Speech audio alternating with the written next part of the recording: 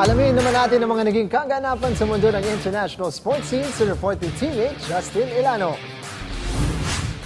Tuluyan ng mamamaalam sa sport na basketball si NBA superstar point guard Russell Westbrook matapos ang halos 2 dekadang karera. Yan ang opisyal na inanunsyo ng former MVP sa kanyang social media accounts kung saan naglabas ito ng isang video patungkol sa pagkusbong ng kanyang karera hanggang sa makarating ito sa rurok ng basketball glory. Sa tulong ng pagsasalaysay ni American actor Michael B. Jordan, ikinuwento sa naturang video ang humble beginnings ng batang Westbrook sa South Central Los Angeles, ang pagkakapili nito bilang 4th overall pick ng Seattle Supersonics sa stock 2008 rookie draft at journey bilang starter, NBA All-Star at Most Valuable Player noong 2017 season. Matatanda ang bago ang naturang anunsyo, sinubukan pa ng kasalukuyang koponan nito na Sacramento Kings na ofera ng isang extension ang veteranong gwardya upang manumbalik sa kanilang backcourt rotation. Isa rin sa mga nanligaw kay Westbrook ang dating koponan nito na Washington Wizards kung saan inendorso nito ang revamped roster para sa susunod na season kabilang sina Anthony Davis,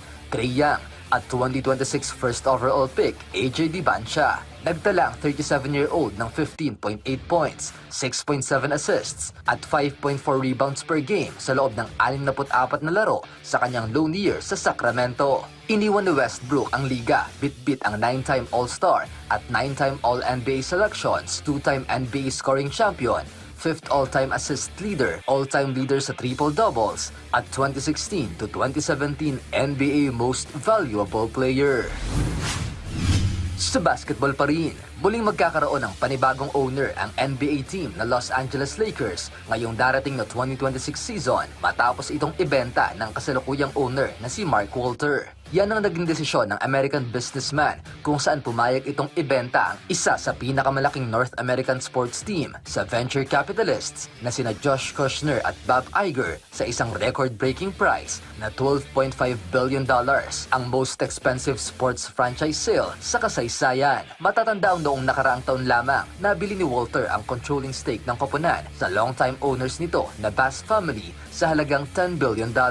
Ayon sa ilang sources, kasalukuyang sumasa ilalim sa federal scrutiny at ilang financial investigation si Walter. Kaya tinitignan itong isa sa dahilan sa pagbenta ng naturang koponan. Samantala, nagbigay naman ng pahayag ang mga bagong owners ng Purple and Gold franchise na nooy naghihintay lamang ng posibleng NBA expansion team sa syudad ng Las Vegas. Anila, nagpasalamat sila sa pagkakataong pangunahan ang isa sa pinakarespetadong koponan, hindi lamang sa NBA, kundi sa buong mundo. Sa ngayon, hihintayin pa ang pag-aproba ng League Board of Governors kung saan magaganap ang board meeting sa darating na Setyembre sa syudad ng New York, habang magsisimula naman ang 2026 to 2027 NBA season sa Oktubre. Patuloy ang paghahari ng Paris Saint-Germain sa European football matapos nitong talunin ang Aston Villa 2-1 sa UEFA Super Cup 2026 kontra sa Europa Cup title holders sa full time, kung saan sa 20th minute mark pa lang umentrada na agad si Georgian left winger Vicha Kvaratskhelia na pumukol ng isang right foot bomb. Bago matapos ang unang yugto, nasubukan pang itabla ni Aston Villa forward Bryan Maggio sa pamamagitan ng isang short ranger. Ngunit pagdating ng 61st minute mark, tuluyan ng sinelyuhan ni Desiree Doué ang laban nang makatakas ito sa Lion defense. Dahil dito, naiuwi ng Capital Club ang ikalawang sunod nitong UEFA Super Cup title. Justin Ilano para sa Pambansang TV para sa Bayan.